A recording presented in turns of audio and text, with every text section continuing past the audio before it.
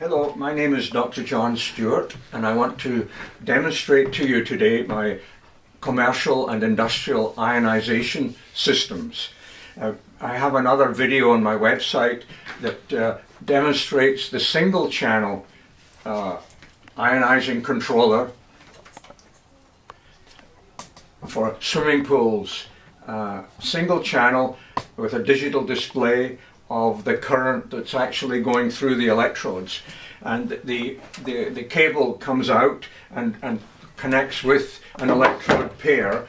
Typically in the past it's been a small 6-inch pair of electrodes for a typical swimming pool, but for more industrial volumes and for Olympic size pools and theme parks and for cooling towers, I've gone to 12 and 14-inch long, these massive electrodes of copper or copper alloy with silver.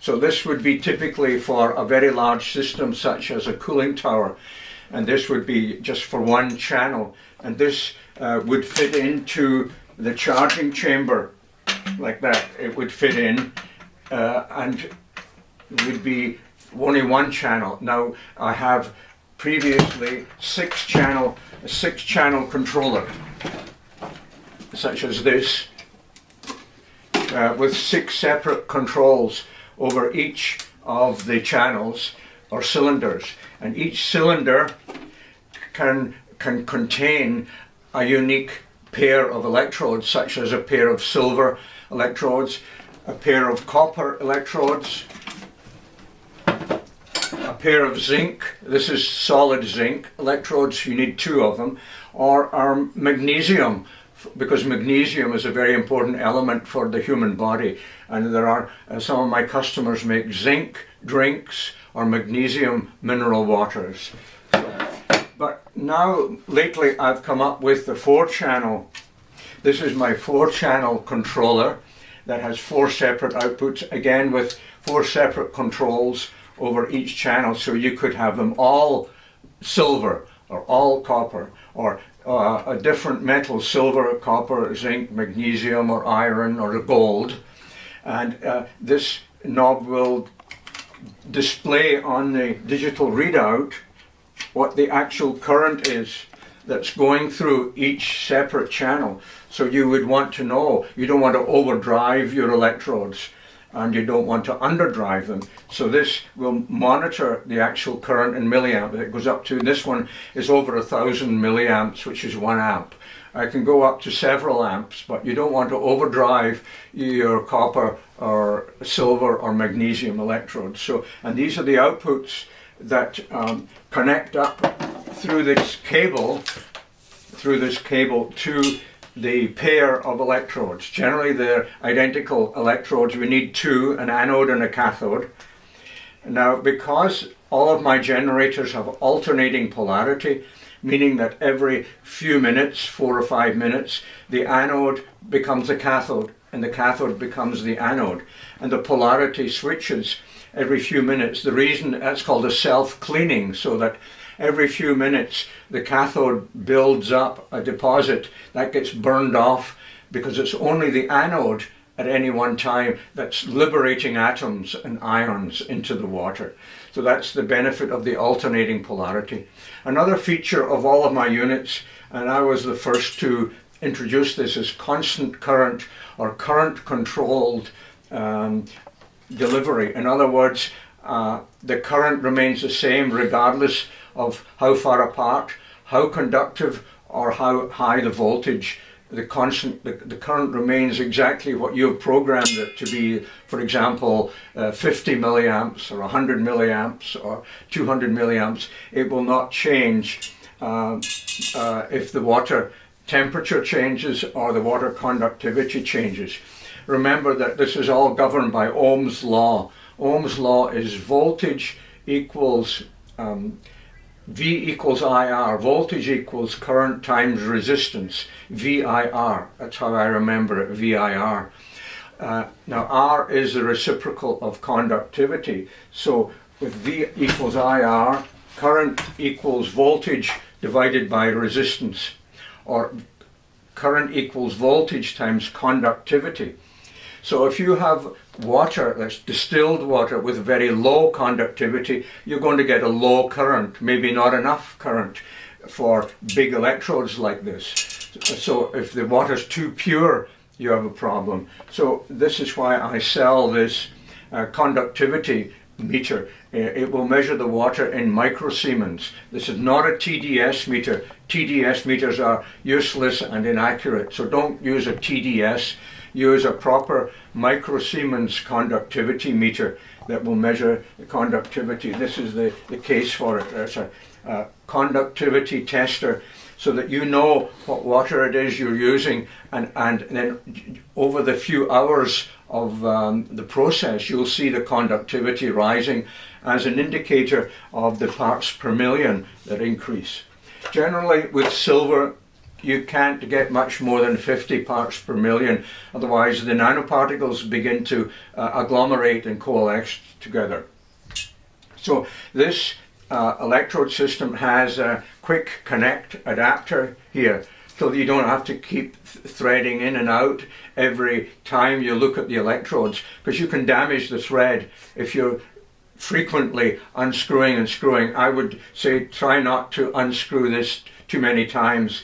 This is why I have the quick connect adapter that goes into the cylinder, and in a few seconds you can pull out or push in the electrodes for cleaning or for replacement, whether it's silver or whether it's copper electrodes. Yep. So let's take the cylinder now. This is the input to the electrodes. In here, the input, and then the water comes out through here. So it's part of a circulating system. You generally have to have a holding tank. The output of the holding tank, the water comes into a little pump, a 12-volt pump, in here and pumped out. And a 12-volt pump is safe. It means you're not using line power in around water. So this is also, you don't need a high pressure or a high flow rate. A small flow rate is quite adequate for this electrolytic process. And I have a switch in series so you can conveniently turn on and off the 12-volt pump. The pump should also be driven by the same power as the ionizer, because we don't want the ionizer to be working and the pump not working, otherwise the water will overheat. That could create problems. So we want both pump and ionizer to be on or off electrically at the same time. So the water comes from our holding tank into the pump through this manifold, input manifold, and then into the input pipe inlet port of our cylinder. And we have, in this case, a 4-channel manifold. Each manifold has a tap, so this is a very useful feature on a manifold. You can isolate, plumbing wise, you can isolate each chamber if you want to. If you have a leak in one chamber, you can isolate it with the tap, and while you work on that, meanwhile the other cylinders are working successfully. So on the output, then the output of your cylinder goes to the outlet manifold, which is one of these. So you have 4, in this case, 4 or 3 or 2 cylinders go into this manifold, and this is the output that goes in back into your holding tank, so that in the top of the holding tank, so you've got a circuit from the holding tank to the pump to the cylinder, charging cylinder, output into your outlet manifold, and then back into your holding tank to complete that plumbing circuit.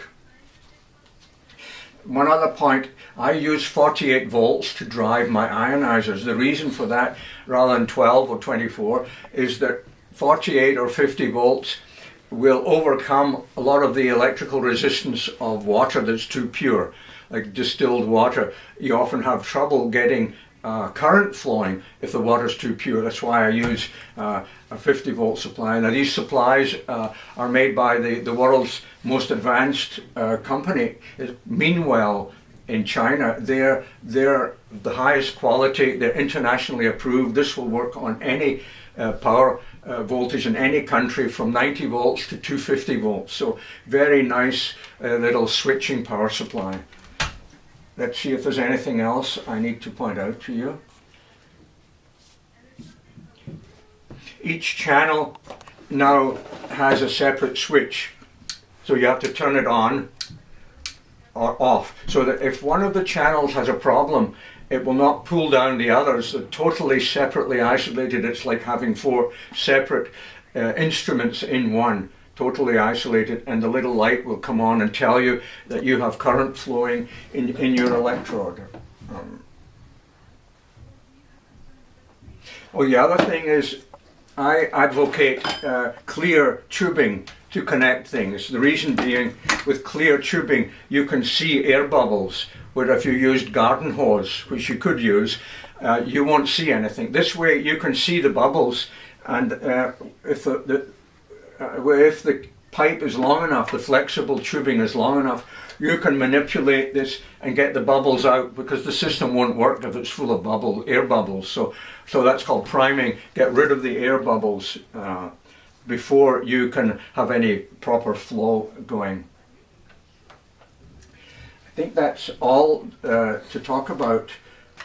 Oh yeah, one other thing. Here I do have some, it's called bulk head adapters. These go onto your holding tank. It's difficult to find a holding tank that has these bulk head adapters. You cut a hole in the tank, whether it's plastic or metal, and then this will give you a 1/2 inch barb connector to go to the 1/2 inch flexible vinyl tubing. So that's all for today, so thank you for watching.